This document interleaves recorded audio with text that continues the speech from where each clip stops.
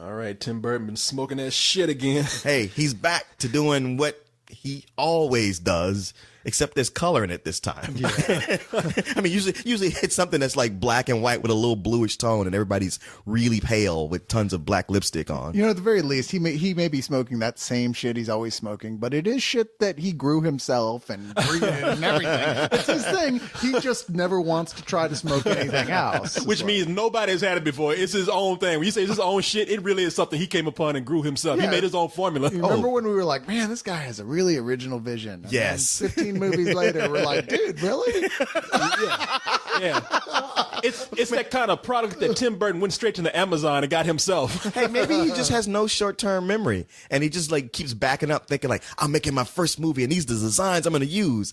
And everybody's like, you don't remember doing that the last time? No. Tim Memento Burton. Yeah, exactly. He's got written on his arm, dude, you already made this fucking movie. I did.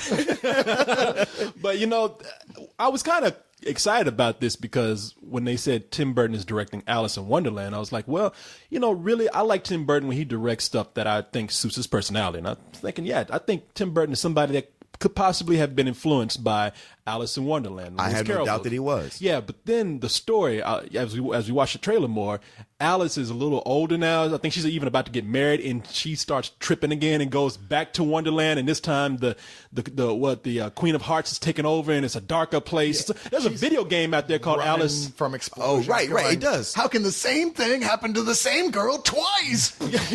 Yeah, blowing up with candy everywhere. The heart. Yeah, yeah. No, what's her name? Helena Bonham Carter, yeah, who already has a big head in real life, and they just made it bigger. And they just made it bigger, and maybe they only made it slightly bigger. Well, she's so weird looking. Normally, you kind of have to put her in roles that are really weird looking, you know, so that kind of covers up the natural weirdness. Or maybe all these years there's been CG to make her head smaller. They just cast her in this movie as is, you know. But no. So in this movie, she goes back to Wonderland. It's a darker place, which again suits Tim Burton. So I don't know, man. Tim Burton, when he sticks to a certain source material, I think he's fine. When he goes off into Tim Burton land, it's either hit or miss. I mean, but really, this looks cool if nothing else. Well, Tim Burton is only able to stay out of Tim Burton. Most movies he does, for the first two acts, he might stick to the source material. By the third act, he doesn't give a shit anymore. It's all about him. He just does whatever he wants to do. And with this movie, it's almost like he feels like, hey, Alice is me. I am the Alice director. And so it's all about every bit of the trailer I've seen. It looks like it's all about him and what he wants to do. You know, Lewis Carroll, who's that? Yeah, he's not a very good storyteller. He's very visual, and yes, he's very much into that. And yeah, even with the stuff within his style, you go, okay, I admit that's neat looking, but you know what? I need a story to go with that that is interesting. That's not just going to fall apart and lose my interest. That's what I'm most afraid of. Also, the fact that Burton, when he's using licensed material, stuff that somebody else came up with first, you know, like especially something really well known, that's when he, generally speaking, these days really falls apart. He just can't do it. Yeah, I look at this and I'm like, wow, this looks cool. I'm excited. And yet somehow I think by that, you know, he's just gonna go off the rails in that third act somewhere, you know, and just say, fuck it. This just looks pretty. That's all you need. Well, yeah, he's far from the first person in the last decade to do a what happened after Wonderland thing. Let's an imagining of some darker version. I mean, come on, there was a video game 20 years ago that was hugely popular. That's what we had mentioned just now. Yeah, you bought it for me for my birthday years American ago. McGee. I bought that for you? Yeah. And or was it American McGee? What's his name? American McGee. Yeah, and they were working on a movie of that until suddenly Tim Burton decided he wanted to do an Alice in Wonderland movie, and then that whole thing got kiboshed. Well, actually, that thing got it died before even Tim Burton wanted to do it. That's not what I actually heard, because I remember I was excited about it and following it, and they were talking about the Tim Burton movie, and then almost immediately that was like, yeah, it's not happening. Yeah, a couple of years ago they stopped. I mean, because there were rumors of Wes Craven directing that. Well, because that one kept coming up every couple of years. Maybe you missed one of the rebirths of the project, because there was one about a year ago. Well, the reason why I know this is because somebody asked me a question about that. I remember when it got canceled and it came back again, because that thing has been one of those projects that pops up every couple of years. Like, yeah, that would be cool to do, and then it gets killed. It's just another one of those. I'm just what's that? Because I've been following to settle this nerd fight between the two of you. We'll get to see how it actually comes out in this movie. Yeah, whether it can be done or not. Yeah, I just think you hate Tim Burton so much. You're like, and he fucked up American McGee too. I don't hate Tim Burton at all. I love quite a few of his films, like Pee-wee's Big Adventure. Hell, I like Pee-wee's Big Top a lot. You know, Really? I don't think he directed that one. Oh, Yeah, did he no, not? he Well, didn't. okay, well, fair enough. Beetlejuice is one of my favorite comedies. I absolutely adore that movie. I'm like the one guy out of all of us that really liked Big Fish. I thought Big Fish was a lot of fun. You know and what? I really identified Even though with it. I don't like Big Fish, I did like that it was a departure from a lot of things he does. Sure, I love Ed Wood. I think that's his best I think it's film. by far his best film. Edward Scissorhands feels weird watching it now, but at the time it was really just mesmerizing. It was like, wow, this is neat and new and fascinating. It was something different. Yeah, it was a really good fairy tale film. It just didn't hold up as well over time. But you know, by no means do I hate Tim Burton. I'm ready for him to do something different, and I'm ready for him to work with a better class of writer, I guess, maybe. And you know what? Let Johnny Depp out of that contract. You know, give him the negatives so he can be free. Yeah, here, Jesus, I don't even like looking at him in the preview for this. He looks like Bozo the Clown and David Letterman had a child and they're a vampire now. Yeah. Well,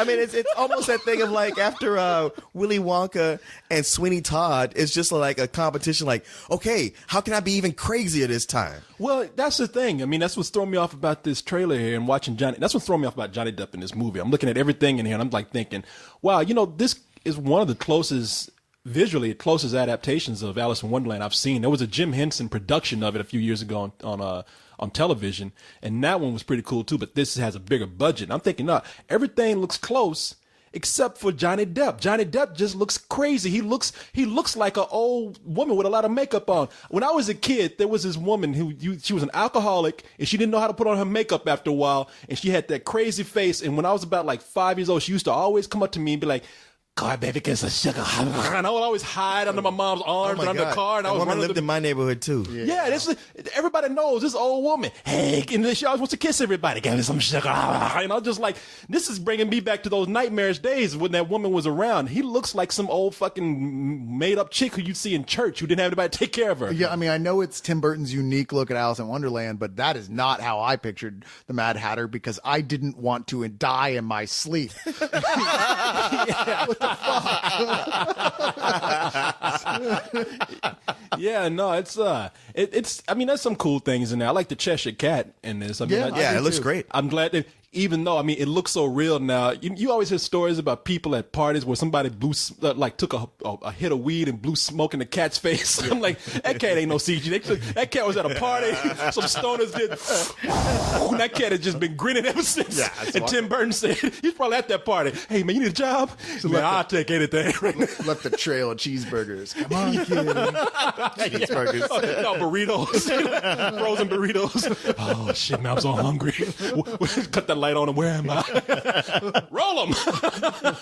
But, you know, I'm going to say that this is a Tim Burton movie that I have looked forward to more than any other Tim Burton movies in years. So but again, I'm entering this with more caution than I have with a lot of Tim Burton movies because I love Alice in Wonderland so much. So we'll see. I think I'd be more excited about this if it wasn't diluted by the last few movies he's made, where it's like he's been gearing up to this so that by the time he's gotten to this point, there's no surprises. The opposite of surprise. It's a feeling of dread. It's like, man, please don't make me sit through what another Charlie and the Chocolate Factory again, or Corpse Bride, or Planet of the Apes. God help us all. I mean, I don't even have to bring up Planet of the Apes. That was that's the one that was like, wow, I can't believe he did that, even with my lowest opinion of him. But this is it looks so much like more of the same. But I have hopes that it won't be. Yeah. We'll see. Yeah, no, we will see. And you know, damn. You were like, we will see. No, we will see. It's like, you know, I mean, I'm defensive of Lewis Carroll's work too. That's I grew up on loving that book and the Disney cartoon and hell, several of the other adaptations. There's a animator from Sweden, John Svackmajer. Have you ever seen his Alice? It's all stop motion animated. Oh, that one, the real dark one. Yeah, I love that. I think that's beautiful. Let's not forget the porno version. That was pretty good too. What's that called? I don't know. Okay. So you didn't have a title? You gotta have a porn title. No, it actually doesn't have like one of those titles. Oh, okay. It's like you know, Howard's End.